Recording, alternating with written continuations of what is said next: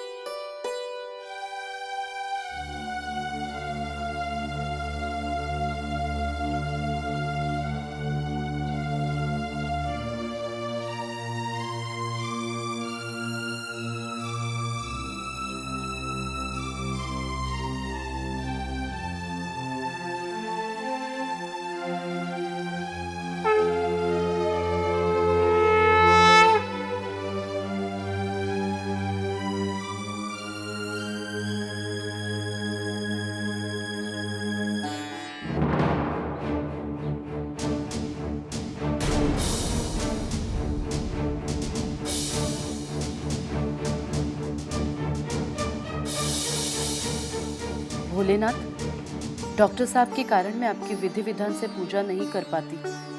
आप मेरी भावना और भक्ति को स्वीकार कीजिए और मेरे परिवार पर अपनी कृपा बनाए रखिए प्रभु।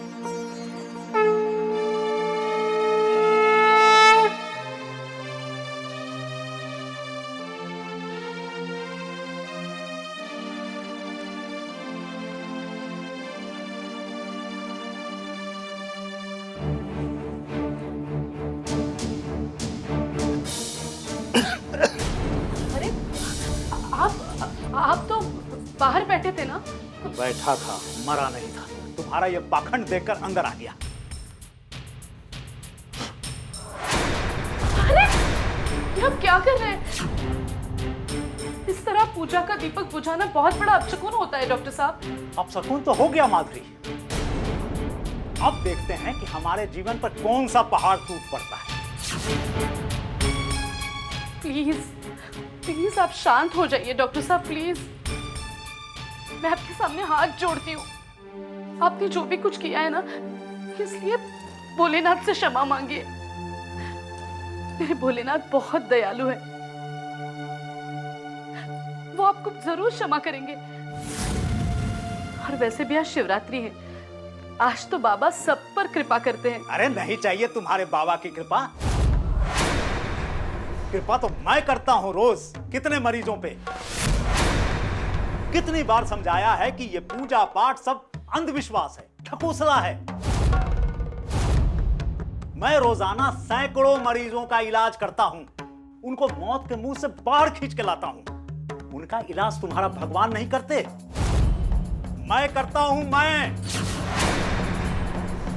ये मेडिकल साइंस करती है, तो फिर मेडिकल साइंस भगवान हुई ना। कि ये क्यों अपना कीमती वक्त इनमें बर्बाद करती हो? नहीं, मैं आपको ये नहीं करने दूंगी। ऐसा पाप मत कीजिए। आप जैसा कहेंगे वैसा ही मैं करूंगी। मैं नहीं पूजा करूंगी, इनकी नाम भी नहीं लूंगी। कसम लेती हूँ, लेकिन लेकिन मुझे तस्वीर वापस दीजिए। आज हमारे पंकज का स्टेट क्रिकेट टीम में सिलेक्शन था। उसके सिलेक्शन के लिए केवल मैंने 108 बार भोलेनाथ के मंत्र जाप का संकल्प किया था ताकि उसका सिलेक्शन। अरे वाह, तो पंकज का स्टेट क्रिकेट टीम में सिलेक्शन तुम्हारे भोलेनाथ करवाएंगे? अरे पागल हो गई हो क्या? पंकज बेस्ट ऑलराउंडर है, उसका सिलेक्शन उसके खेल से होगा, भोलेनाथ की कृपा से नहीं। लाओ। नहीं। डॉक्टर साहब, डॉक्टर साहब, डॉक्टर साहब। हे भोलेनाथ, हमारी भूल को क्षमा करना। आप तो बहुत दयालु हैं।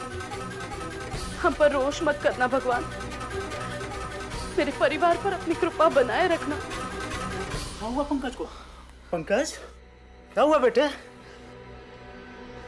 आंखें खोलो बेटा। पंकज, पंकज क्या हुआ बेटा? पंकज,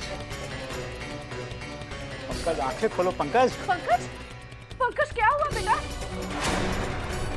कोच सर, मेरे बेटे को क्या हुआ? मैडम, पंकज आज बहुत अच्छा खेला। उसने 80 रन नॉट आउट बनाए, 3 विकेट भी लिए और उसका सिलेक्शन समझो लगभग पक्का ही हो गया था। पर बाउंड्री लाइन में कैच लेने के चक्कर में वो गिर पड़ा था, तो हम कुछ देर तक जब वो उठा नहीं तो हम सब भाग कर गए तो देखा वो बेहोश पड़ा हुआ था। फिर हमने कहा कि उसे तुरंत आपके पास लेकर आए, इसलिए हम इसको आपके पास लेकर आए। इसे तुरंत हॉस्पिटल लेके जाना होगा। पंकज की बेहोशी टूटने का नाम नहीं ले रही थी। उसके पापा डॉक्टर श्रीवास्तव पंकज की हालत देखकर समझ गए कि पंकज कोमा में चला गया है।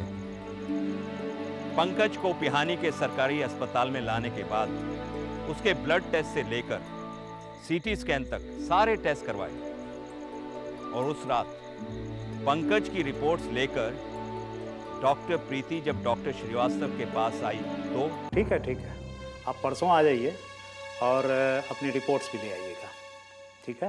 ओके। गुड इवनिंग डॉक्टर प्रीति, क्या कहती है पंकज की रिपोर्ट्स? मैं नहीं बता पाऊंगी शायद डॉक्टर, आप खुद ही देख लीजिए ये रिपोर्ट्स। इमोशनल होने की ज़रूरत नहीं है डॉक्टर। हम डॉक्टर अपने इमोशन पे नहीं फर्ज पे आगे बढ़ते हैं। बताइए क्या है रिपोर्ट्स?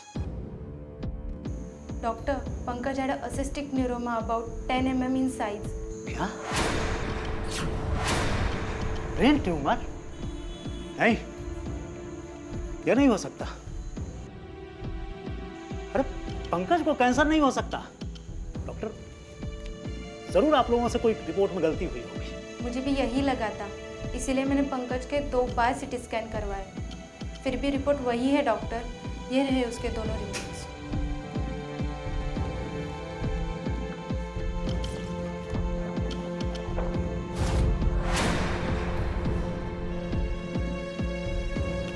डॉक्टर साहब, पंकज भैया को होश आ गया।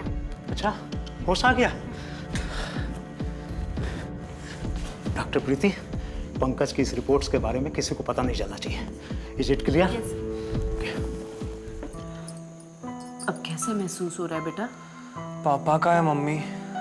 मैं यही हूँ बेटे। मेरा सिलेक्शन हो गया पापा। अरे तू मेरा शेर है। तेरा सिलेक्शन कौन रोक सकता है टाइगर? तू स्टेट लेवल नहीं, नेशनल लेवल खेलने के लिए पैदा हुआ है। मतलब मेरा सिलेक्शन हो गया पापा? तेरी रिपोर्ट्स ना आने की वजह से सिलेक्शन कमेटी ने रिजल्ट अनाउंस ही नहीं किया।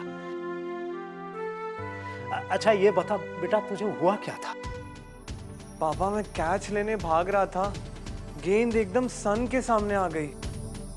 फिर सन से मेरी नजर टकराई और आंखों के सामने जैसे अंधेरा छा गया। फिर मुझे कुछ याद नहीं पापा।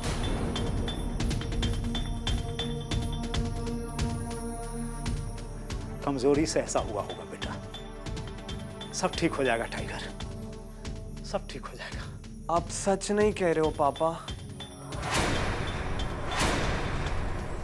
आप अपने टाइगर से कुछ छुपा रहे हो। सच क्या है पापा? मुझे क्या हुआ है? अरे तुझे कुछ नहीं हुआ है। तू 1 सप्ताह बाद स्टेडियम में होगा, मेरा वादा है। कुछ नहीं हुआ है तुझे। मैं आता हूं बेटा।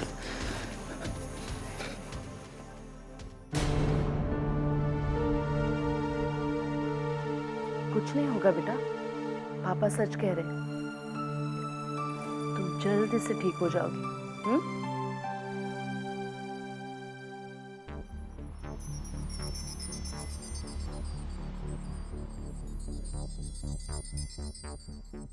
डॉक्टर साहब, संभालिए अपने आप को।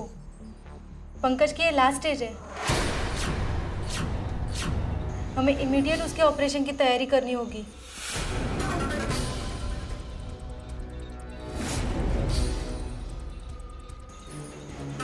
क्या हुआ मेरे बेटे को? मैं पूछती हूँ, क्या हुआ मेरे बेटे को?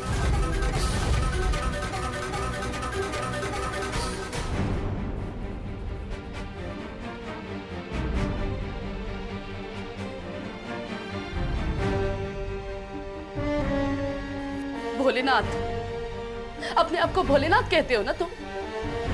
तो मेरी पति की नास्तिकता पर क्यों रूठ गए? तुमने उनकी नफरत देखी, मेरी भक्ति नहीं देखी।